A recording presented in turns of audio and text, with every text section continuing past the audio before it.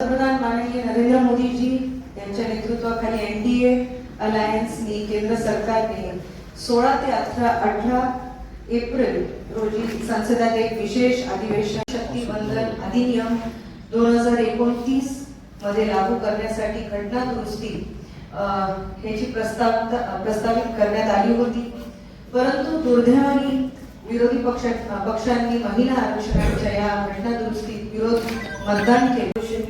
ह्या निर्णयाला विरोध केला.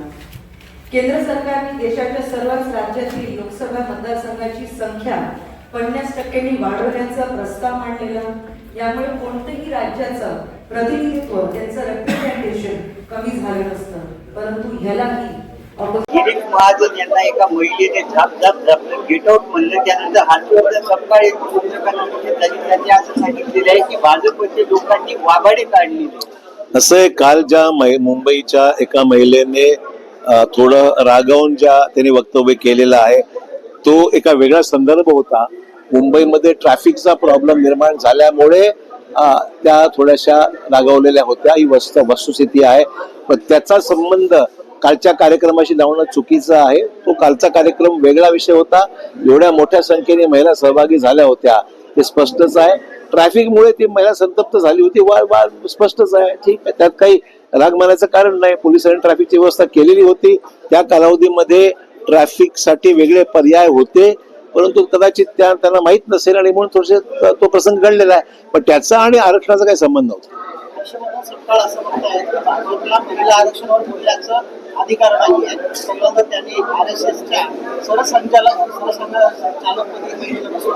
असं आहे, RSSने काय करावं काय करू नये याचा सल्ला देणं इतपत हर्षवर्धन सपकाळ काही मोठे झालेले नाहीयेत. आता नुकतेच अध्यक्ष झाले, त्यांना बरं शिकायचं याच्यामध्ये. कुठलंही राजकारण सुरू नाहीये. जे काही भाजपला अपेक्षित आहे ते स्पष्ट आहे. आरक्षण देण्यामागची भूमिका स्पष्ट आहे. आता पण 8 वेळा संसदेमध्ये प्रयत्न झाला, 6 वेळा होऊ शकलं नाही. मोदी साहेब हे करतायत, त्याला यश मिळत आहे, म्हणून त्यांना ते यश मिळू द्यायचं नाही. हा त्याच्यामध्ये राजकीय हेतू विरोधी पक्षांचा आहे, एवढंच बघा.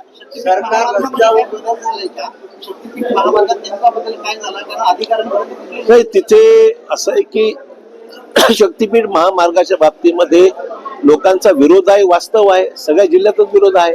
त्यामुळे मार्ग बदलून जर हा विषय मार्गी लागत असेल तर तो प्रयत्न सरकार करत आहे. नाशिक झालं, अमरावती झाले, लव जिहादचे प्रकार खूप वाढलेले आहेत. धर्मांतर करण्यासाठी सरकारची भूमिका स्पष्ट आहे. ज्या ज्या ठिकाणी असे विषय घडतायत त्या ठिकाणी सक्तीने कारवाई केली जात आहे. लोकांवर अरेस्ट करून त्यांना कोर्टामध्ये प्रोड्यूस केला जात आहे. सरकारचं बारकाईने लक्ष आहे आणि जिथे घडलंय त्या ठिकाणी कारवाई करण्यात आलेली आहे. अशी नाही, कोणाला वाचणं प्रश्न दुःखद घटना आहे. काही लोकांवर गुन्हे दाखल करण्यात आलेले आहे, काही अधिकाऱ्यांना सस्पेंड करण्यात आलेलं आहे. अजूनही काय त्याच्या उणीवर राहिले असतील तर मी बारकाईने लक्ष देईन आणि ज्यांना कोणी पाठीशी घालत असेल तर त्यांना सुद्धा कडक सूचना देण्यात येते. कोणाला पाठी घ्यायचा प्रश्न उद्भवत नाहीये. घटना गंभीर आहे आणि याला जबाबदार थेट जे जबाबदार आहेत त्यांना जबाबदारी स्वीकारावी लागेल.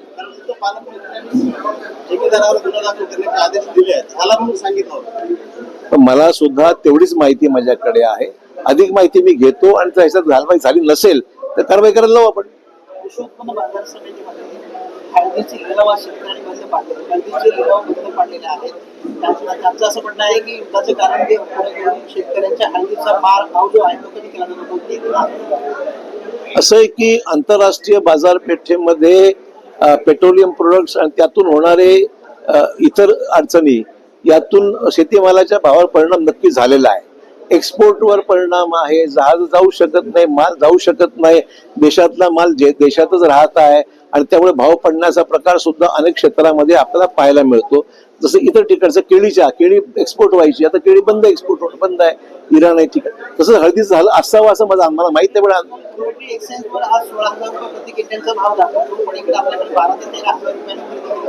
मी माहिती घेईन त्याच्यामध्ये. पण सांगायचा उद्देश एवढाच आहे की जे काही मिडल ईस्ट मध्ये जे काही त्या ठिकाणी युद्ध सुरू आहे त्या युद्धामुळे मालाचा निर्यात आयात हे दोन्ही वर परिणाम झालेला आहे आणि निर्यात बंद झाल्यामुळे भाव पडणं स्वाभाविकच आहे. त्याच्यामध्ये महापालिकेच्या कार्यक्रमाच्या अंमलबजावणीची पूर्णपणे आयुक्तांच्या जबाबदारी सोपवण्यात आलेली आहे आणि आयुक्त त्याच्यामध्ये लक्ष देत आहेत आणि त्याच्यावर नियंत्रण आमच्या महापालिकेचे सदस्य आहेत, आमची कोर कमिटी लक्ष ठेवून आहे आणि तो कार्यक्रम यशस्वीपणे पूर्ण होईल अशी आमची अपेक्षा आहे. विजया चव्हाण म्हणून खासदार व्हायला आवडेल, वडिलांची काय इच्छा? माझी इच्छा, तिची जी इच्छा तिनेच करायचं, मला कुठे काय करायचं आहे. 29 दिसेल का? इतक्या लोक सांगू शकतात. इथं पहिले एकही टर्म झाली नाहीये. अच्छा, थँक्यू.